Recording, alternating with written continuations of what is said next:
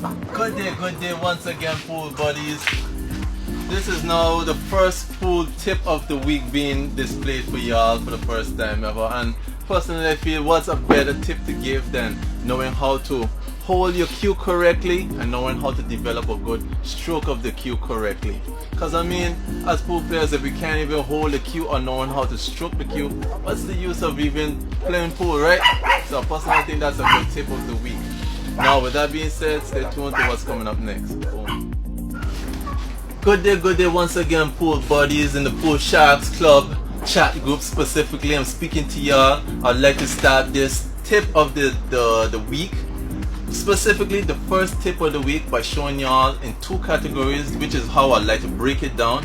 First of all, in how to stroke your cue correctly and how to hold your cue correctly. Now, a lot of people don't even realize, but holding your cue correctly actually starts with a good stance. Now, me being a right-handed shooter, my left foot usually goes in front. Well, not usually, always goes in front, which I put it at an angle where I'm able to put my body forward and I'm not gonna fall over in front of me.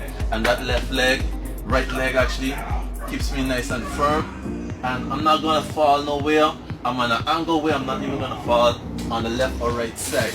Now, I see a lot of players doing all kind of stance like this, which actually makes it really hard to play like this, really hard to play like this. I see people like my boy Glenn giving up bunks, doing all kind of things, and still being able to make them shots. I don't know how he do it, but he does it. No, it's all about being comfortable at the end of the day. If you can make it happen like my boy Glenn, do you? Because I got a whole vibe of my own and it's working nice for me.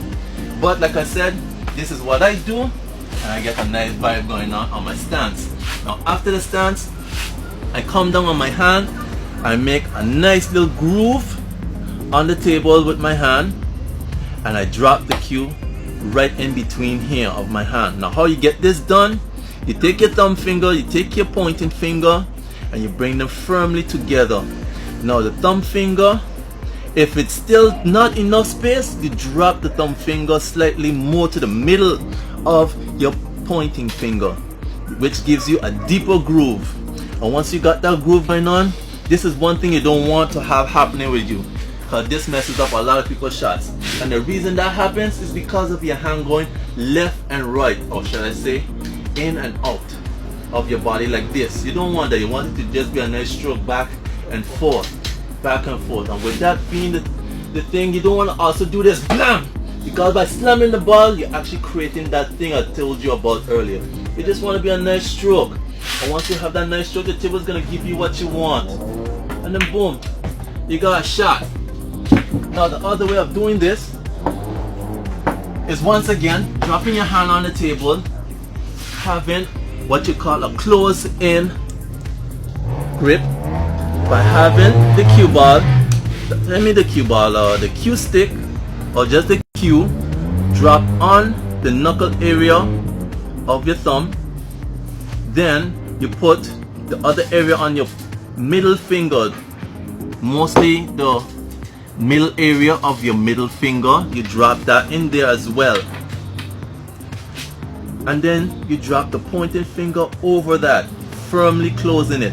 Now by having it firmly closed in like this is also why we wear gloves, because we don't want to end up tearing the skin, giving the skin all kind of irritations or whatever. So we play gloves like this, mainly for things like this. And when you're firmly having this going on, you don't want to end up doing the same thing again. It's all about that nice stroke from behind, back and forth. And by having a nice firm stroke back and forth, you're able to have that shot drop nice and easy.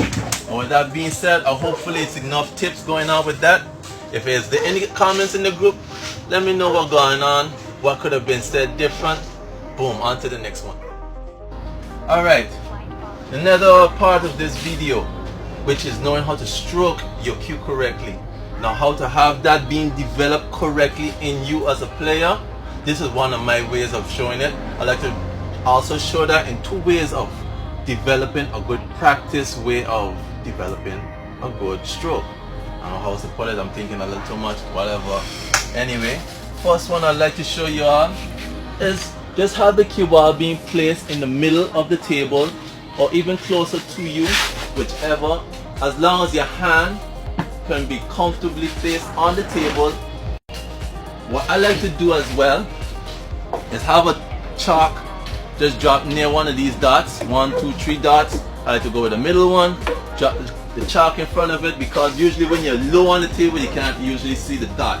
So I have the chalk placed there, then I take my hand, comfortable, have a nice straight line going on, and I stroke the cue stick or cue directly into that chalk. Boom. Don't move your hand.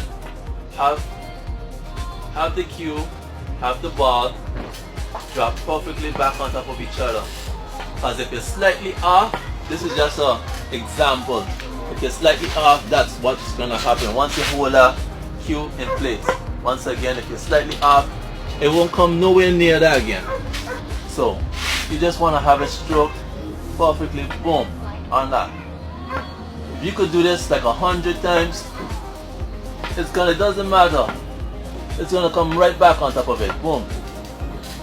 It's gonna come right back on it. Boom. That's a good way to develop a nice stroke. And the other way, I'm gonna show you all now. Last but not least, the last and final way that I would like to demonstrate a good way of practicing and developing a good way of stroking your cue. Have a couple balls lined up on the table like this. Cue ball, I would say the first dot, and then you just stroke into it. Do that nice vibe I was showing y'all, back and forth, nice and easy. There's no blamming on top of the table. I mean it fall, but you don't want that. Majority of the time you'll have maybe a 20% chance that that ball is gonna fall. I just got it like that. I would like to think I got it like that. Anyway, just continue nice and easy, stroking into it, follow through. You can see how nice your follow through is looking, or you can see how nice your pull back is looking, which is bottom of the ball, pull back, boom. And you continue going down the line. Once you practice that over and over, you place them back over and over. Show me what you got in a couple of weeks. That's all I gotta say at this moment. And yeah, hopefully you like the tip of the week. Like I said, you have anything to say about it, you have any ideas on what could have been said about it, just drop it in the comments of the group. I'd like to see what's going on. Boom. Till next week, keep practicing.